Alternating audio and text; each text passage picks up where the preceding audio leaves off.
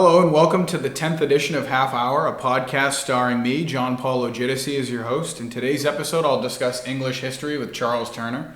Thank you for coming on the show, man. I appreciate it. Thank you for having me. So, just a little, kind of warm up. Back home, I'd ask people like if they're working. Yep.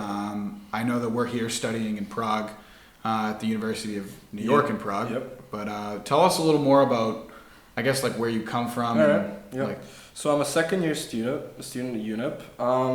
So I'm half English, half Montenegrin. So half of me loves talking about English history. That's like the patriotic part of me. mhm. But yeah, so this is my second year of international relations at UNIP. And it's been pretty good, man. It's been pretty good. It's a lot different because I grew up in Montenegro. My dad is English. That's why my name is Charles Turner. It's not a very Montenegrin name. And it's very different from where I grew up in. Because where I grew up in, Montenegro is a very small country and there's literally no buildings the size of any of this in Montenegro. It's completely different.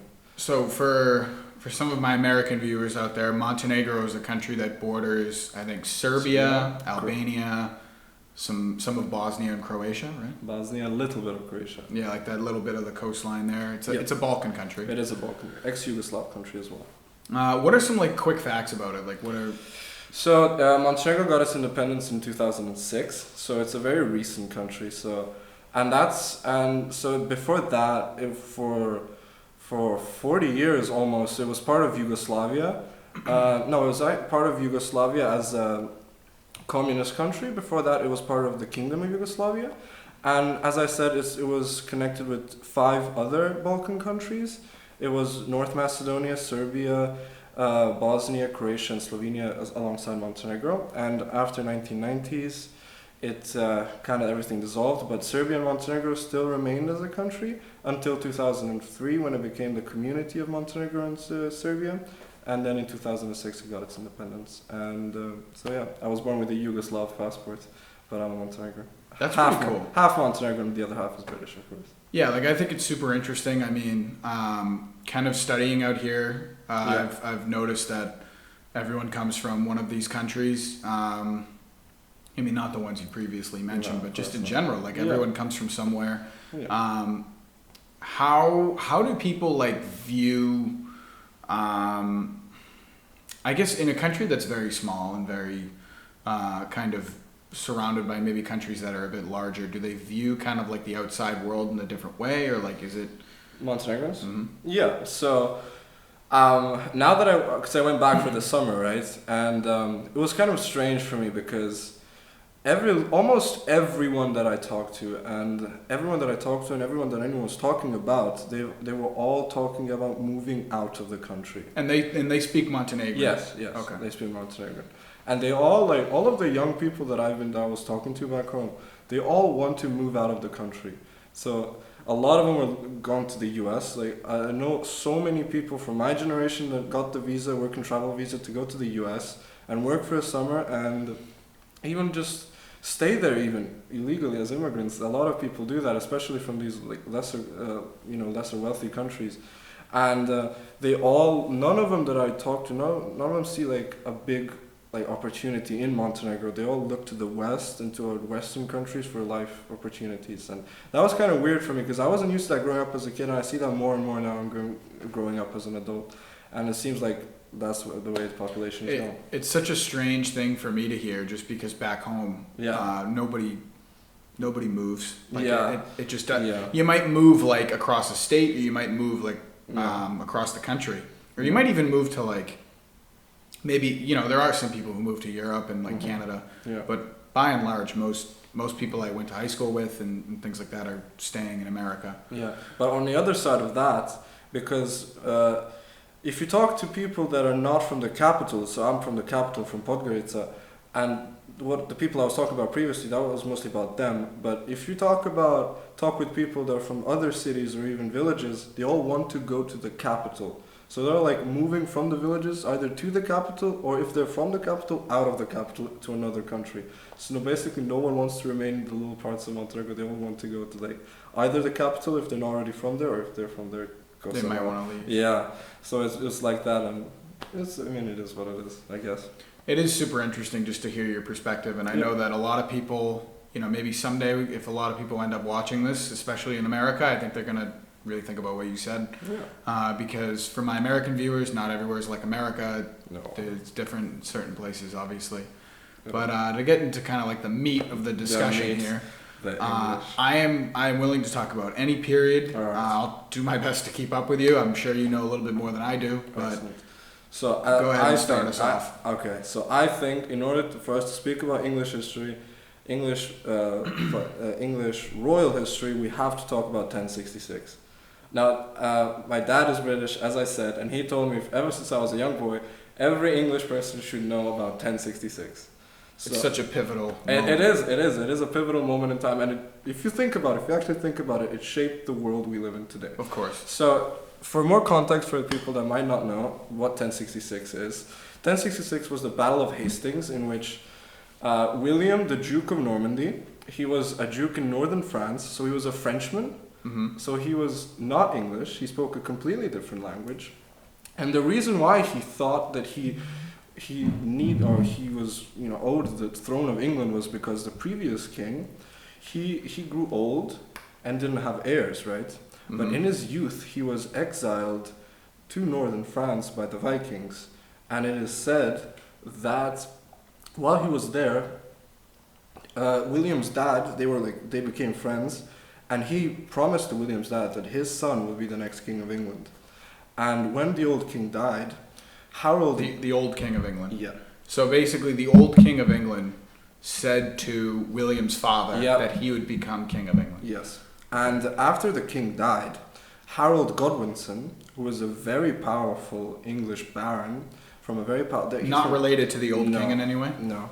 He was from Wessex, so that's the south of England, and prior to this, Wessex was for hundreds of years the only English kingdom that was fighting against the Vikings. So it comes from a very important part of England, the southern part. So that's southeast of England, like Winchester and Essex. So he's very important. He has a very strong position after the king dies, and he decides that he shall take the throne for himself. Yeah, he wants the throne. He wants the throne, obviously, because he doesn't want this French nobleman to be the king of England.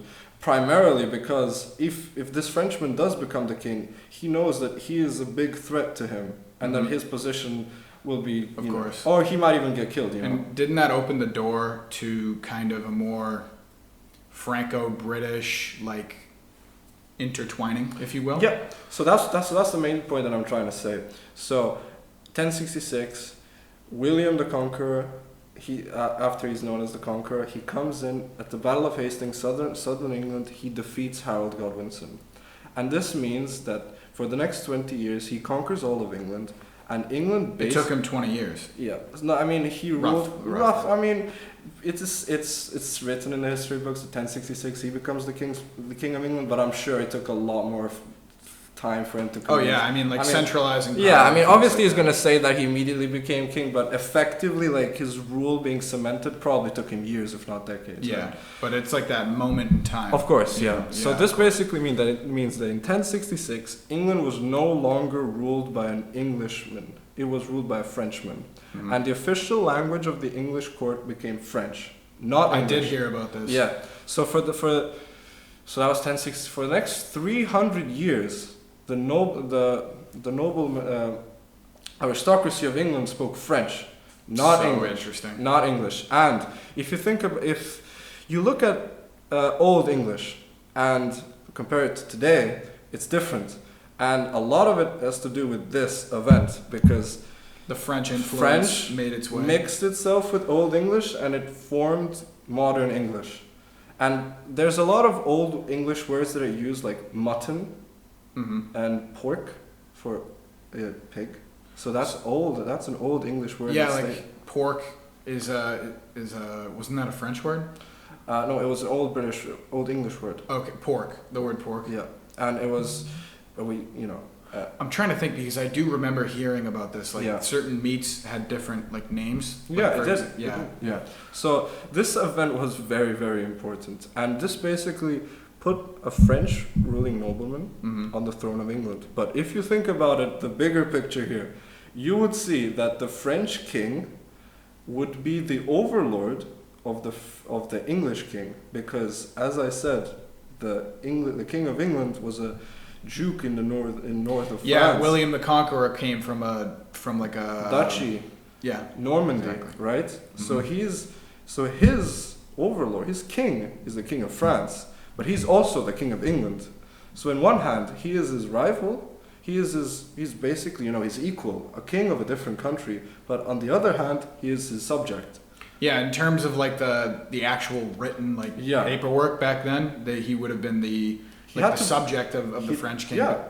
My question is, did he, when he took the throne of England, did he end up like declaring himself independent of the provision of the other king? No. He had to bend the knee to the king. He had to pay homage to the king of France. He's a feudal system at the time. As his vassal, because he was as the Duke of Normandy, mm-hmm. he had to bend the knee to the king of France as his subject. So, as you can imagine, a king of England being partly a subject of France, it's not going to work. Effectively, it's not going to work, and it's going to lead to war at some point, and which it eventually did. And this I think is one of the biggest reasons why the 100 Years' War happened, because of this struggle that the King of England he has to pay homage to the King of France. And if we fast forward like 100 years to Henry II, mm-hmm. So for the next 100 years after William was his son, and they didn't extend the lands of England. They just had the dukedom in Normandy and the kingdom of England, right? Mm-hmm. But in 1154, when Henry II becomes king, he is married to Margaret of Anjou, right? And she owns a lot of land in France. Is this the War of the Roses you're kind of getting into, or this is much before? This is a lot before. This is 12th century England. War of the Roses was 15th century. I always try and rationalize, so like the 12th century, the trick I have in my head is you always go back 100 years, and then like that's so that's 1100s, yeah. Oh, do you ever wonder like really what was going on? Oh, it was horrible. Horrible. Because, if you think about it, we hear about the lives of these noblemen, right? We hear about their... And there's such a small part of the imagine you're like one villager in, let's say, somewhere in a dukedom in France. You know what's funny is I would hope to be in England, because you're not going to get invaded as much, like, generally. Yeah. Like, I feel like, if we didn't have the benefit of foresight, is what I'm trying to... I would probably, if I was like, if I had to go back in time and pick a location to be, I'd pick somewhere, maybe in Wales or in England, because it's like less... I wouldn't pick Wales because English kings wanted to take over Wales. I'd pick southern England, Wessex, the heartland of England. That's somewhere where I'd pick, but that time they must have been very difficult times to live in. So I guess something that I thought was interesting when you were talking about William the Conqueror and the whole thing there, I remember learning a bit about, and you're probably going to know a bit more about this as soon as I say it, but Harold Godwinson had to fight in the north of England, Harold Hardrada, on what was the battle called? Battle of Stamford Bridge. Yeah, so apparently what I remember hearing about is the English ended up winning because the Vikings were on the bridge and they were fighting, and there was this one Viking that was very, very powerful, like literally some Game of Thrones type stuff, like he's one of those people. Yeah. They go under the bridge and they shove things into him. Yeah, to get him killed. Yeah. Medieval battles are tough. I would not want to find myself there, but he dies, and then they win, and he had to. So from what I know, Godwinson had to basically defeat that army, have his army exhausted, and then turn around. 4 days. He had 4 days to get south. 4 days. So this was in northern England, because Harold Hardrada is a Viking. He's from Scandinavia, so he lands in northern England. He gets defeated by Harold Godwinson. And as soon as he defeats him, he learns that William landed in southern England. So he only has 4 days to march from the north of England to the south of England. So his army is already exhausted. It's already, it's been through a battle. It hasn't had time to rest, and it had to march hundreds of kilometers to get to the south of England. And fun fact about the Battle of Hastings, William actually almost lost that battle. Was he outnumbered, or who had the better numbers? So he was outnumbered, and because Harold Godwinson's army was bigger, and it was probably had even better troops because they were battle hardened, and they were probably had better equipment as well. Mm-hmm. And so, when I was learning about this battle, it basically said that he was winning. Harold Godwinson was winning the battle, and people thought that William died, that he died in battle, right?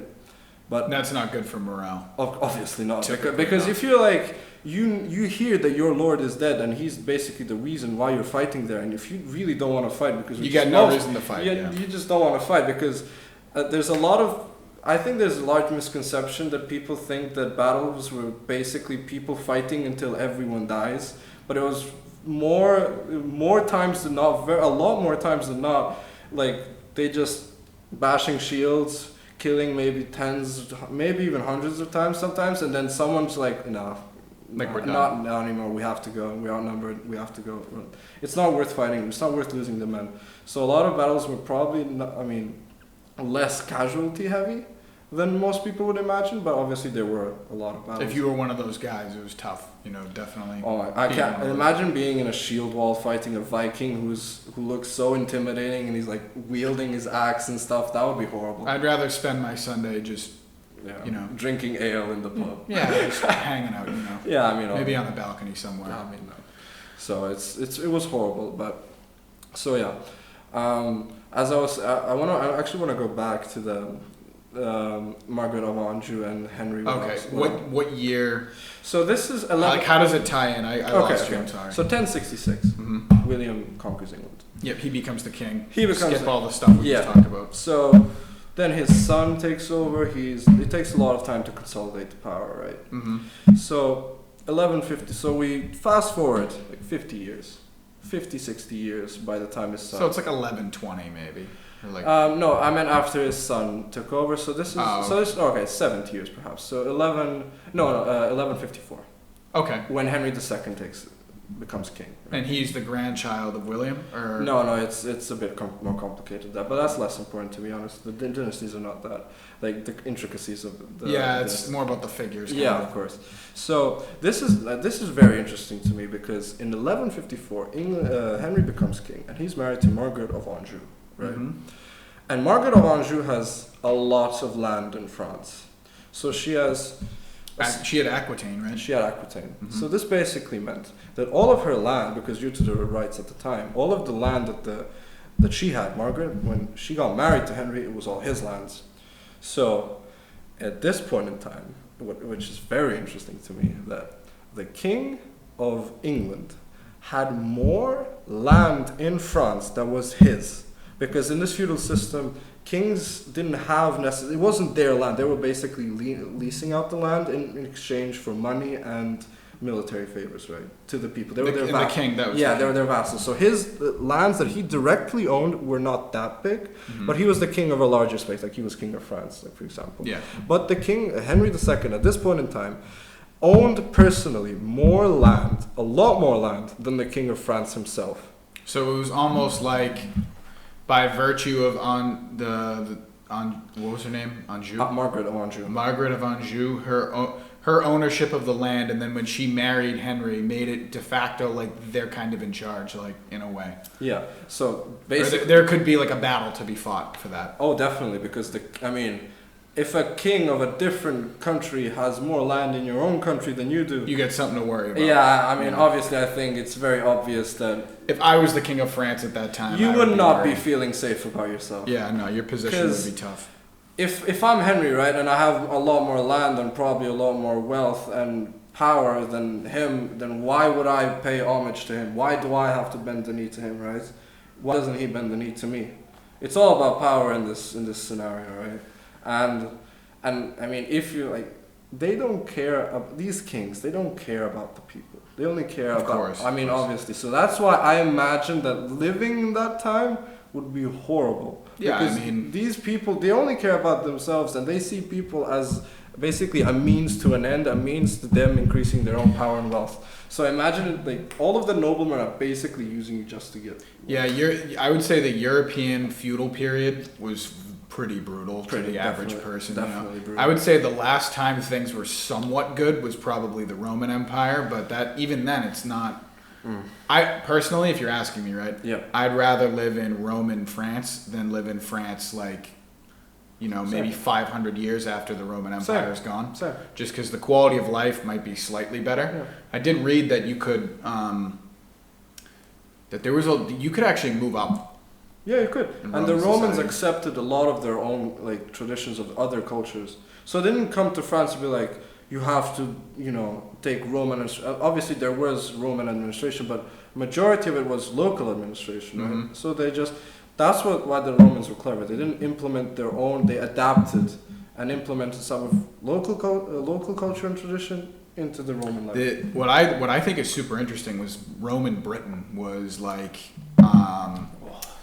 Roman Britain was very interesting to me just because it was like the last frontier for them in a way. Yeah. And I love how Hadrian's Wall, they were like, hey, these Scotsmen are so like we just can't invade Scotland that we're gonna build this. It was pretty massive for the time. Yeah, it was. I mean, Britain. It was like 70 miles long. Or Still however standing. many Still kilometers. standing. I need to go visit that for Me sure. too, for sure. Yeah, because I want to see see that wall that they built because it's almost like have you seen Game of Thrones? Of course. Do you know the wall? Yeah. I always think about that as Hadrian's Wall because Yeah. I think that's where the inspiration came from. Yeah. Like if you take Westeros in the show, like the map of it, you can manipulate it and put Ireland underneath it. So I saw this in the video. The guy made it look like Westeros. Exactly. So you can see like where George R.R. Martin got some inspiration from, but Make the Scottish zombies. yeah, it's monstrous. Yeah. It was monstrous. But England was very difficult for the Romans to hold. Even the Irish, they were they couldn't even take Ireland. I heard that they were like, it's so unprofitable that is. they weren't willing to. It wasn't worth it. It wasn't worth it because it would take so much more money and equipment and everything just to take it, and God knows how they would hold it. Yeah, how you control it. Yeah. No, there's no way because in that terrain, the locals are so accustomed to their own terrain. They know how to fight there. They know how to move. They know where everything is. You don't. So you might go in the bushes and they know there's a cave there. He can come out and ambush you. You don't know that. So it's very, very difficult for people for especially Romans with heavy gear, heavy equipment, 20, 30 kilograms, walking, marching. There's no way. Very difficult. And back in this time, the Celtic populations were a lot bigger, and it wasn't like the diaspora you see today. Like they used to inhabit all of England, France, parts of Central Europe. Yeah, they got pushed back by the Romans, but I think there's also like the waves of migration that occurred as the Roman Empire fell. But I think it's super interesting. Like Ireland was covered in trees until like the 1800s when the British came in and used it for their fleet. They were like, we're taking all the trees down. You ain't gonna say shit. Yeah, the British really did. Later British history toward like 18. Tough. It is tough. And like if you think about it today, what they actually did, it was all. I mean, it was obviously all for personal gain, right? But I mean, well, we had this discussion in class one time, and I was basically making the point that in this time period, like in the late 1800s with the colonial period, like it was almost like if country A is going to do this, I may as well do it before country A can do it. So my country B, will do that before country A can do it, and then you add more countries, and it's just a mess. It's like and it was really the shining example of how when empires compete, they can take it very far. Like they can go very England far. and France is like the main example. Yeah, I mean they industrialized first, and they were the did. ones that that managed to use that to. And the world back then was a lot tougher. It was a lot more exploitative and violent. Yeah, and like they would do anything to subvert the other's power. So that's one of the main reasons why France helped the U.S. in the War of Independence. Yeah, they were like, oh, we gotta give it back to the British.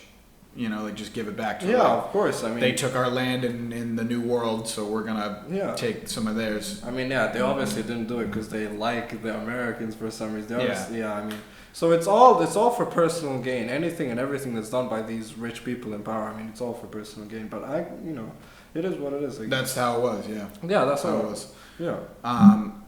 and England has had such an effect on the world. I mean, I always like to say the English like colonized and conquered most of the world, and then the Americans went in and bought it because it was like the language is still being spoken. Yeah, I mean, yeah, you go here in Prague and you speak in English, right? So, but the territory that was under the English crown, especially late 1800s, 1921 specifically, 25% of the world.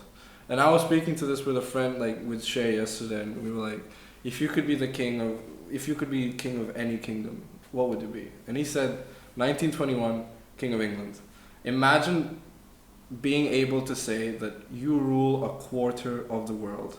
Like 1/4, like 1 in 4 people is your subject. Yeah, that's how it was back then. Yeah, it was mind-boggling, but you know. Yeah, I mean, if you were gonna pick which king to be, it's not a bad choice. No, you know, it's like as a hypothetical, you know. Yeah, obviously, but because there's always somebody that's gonna take what you just said and be like, oh, like, yeah, what does he mean when he says that? Because it's not meant to be that way. No, of course not. But it's just a hypothetical question. I mean, obviously. I just think it's so fascinating how I would argue that, you know, before the Romans came in, Britain was more of a backwater. It was just kind of like an island off to the side that didn't benefit from its geographical, its geographical parameters. Yeah. But something that's interesting that a lot of people don't know is that France, their population in the Middle Ages was very high compared to the countries around it.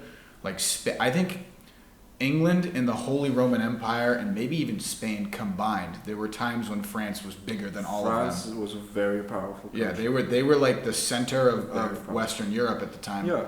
Nowadays they're not, like England has a similar population to France or the UK, but like you can't underestimate how large France was at the time. And it definitely, I mean, they did win the 100 Years' War after all, but like all of the fighting of the 100 Years' War was on French soil. It was not on English soil. No, it was. There were navy battles, but no battle was fought on English soil. So all of the fighting and all of the instability that would happen after wars and battles occurred in France. When was the last time England was invaded? Was it really 1066? Because I know that there was the Catholic monarch and then they brought in the Protestant, but it wasn't like an invasion. Parliament sponsored their arrival. So the last invasion, or like an occupation of England, like even a piece of it, you know. I mean, there was, as you said, William of Orange. He was basically invited by Parliament to become the king. That's not really. He invades to cheering crowds. Literally, there was no battle. They basically kicked out. Not a win for the Catholics there. No, they kicked out James II and they put in William III. But no, there wasn't actually any. But there was in World War II, of course, the Battle of Britain. 1940 against the Nazi Germany. Yeah, I mean like boots on the ground. You know? Boots on the ground, I don't think there was. Yeah, so I guess it's just it's such an interesting thing because a lot of countries in Europe, you know, they've been fighting for a long time, and there's a lot of mixing going on in this way, like, you know, mixing of people, but more so ideas, languages, like things like that. But the British have been very, you know, separate from that for 1,000 years. Yeah, and I think a large part of that was Brexit.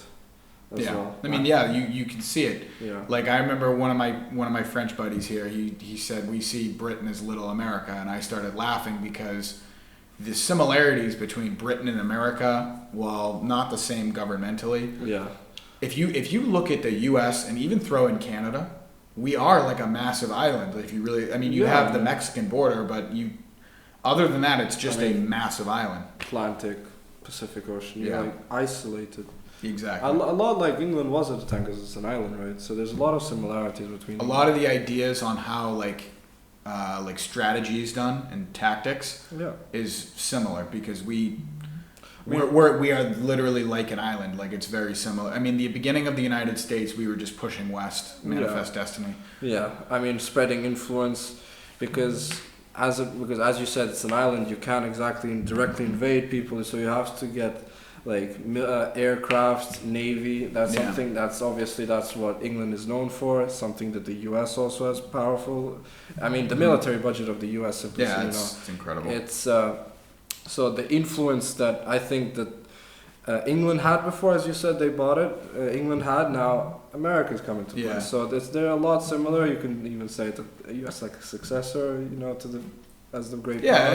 it's like where in a way America's seen as like the like the like a little brother kind of, or like a Yeah. relative. I mean, yeah. But I mean, before you say what you're gonna say, I wanted to say we're hitting the 30-minute mark. oh, But no, I just wanted to give you, like, if you want to talk like about one thing, like if you wanted to mention one more thing before it's over, like what's like I don't, on the way over here maybe you were thinking about what you're gonna say. Like we haven't discussed the Wars of the Roses. The Wars of the Roses. We'll have to do it on another episode. The Wars of the, Definitely. that is unfortunate. That is indeed unfortunate. But if you want to drop something for like a minute or two. What could we drop for a minute or two? What could we say? We could say that I can mention Henry VIII. We can talk about a little bit about the Protestant Church. What was it? Gone, like buried, dead. So he had 6 wives, right? Yeah, beheaded. No, it was divorced, beheaded, died, divorced, beheaded, survived. Divorced, beheaded, died. Divorced, beheaded, survived. That's so crazy. He Yeah. had 6 wives. Yes, and what is interesting Wow. that because he married his first wife was his brother's widow, and because Charles Habsburg was her uncle and he was the king of the Holy Roman Empire and of Spain, and he also the Papal States, he did not allow the Pope for them to get divorced because he wanted his niece to be the Queen of England, and Henry VIII basically said, no, I'm not going to accept that. Catholic Church is not going to be the Church of England anymore. Was this before or after the Protestant Reformation? After. Okay, so the idea of breaking from the Catholic Church already existed, so he exploited that. So Martin Luther was 1517, Mm-hmm. and this was very, very near. I'm bad with dates in this time period, just Yeah, because don't worry. it's so. A lot of people, I don't know, I've studied it for you, so I'm pretty good. I just think it's kind of funny, just because like after 1776, I'm actually very good with dates, and it's. Of course you are. Yeah, it's like is it because I'm an American? Probably, but before that, it's all very vague and like I just don't know. But in America, they teach us our history, but they teach us a little bit about the world, but it's very sheltered, and I think the curriculum could definitely change. But hey, man, I gotta say it's been a pleasure having you on the show. Thank you. I will definitely have you on here again. I would love that. And we'll talk some more English history, and we'll talk about the War of the Roses, and Of course. because I think it is a good topic. But Excellent. definitely, Thank you for having me, man. thank you for coming on the show. Thank I you, man. appreciate it. Appreciate Charles it. Turner, everybody. I'll see you guys next time for episode 11, and cheers.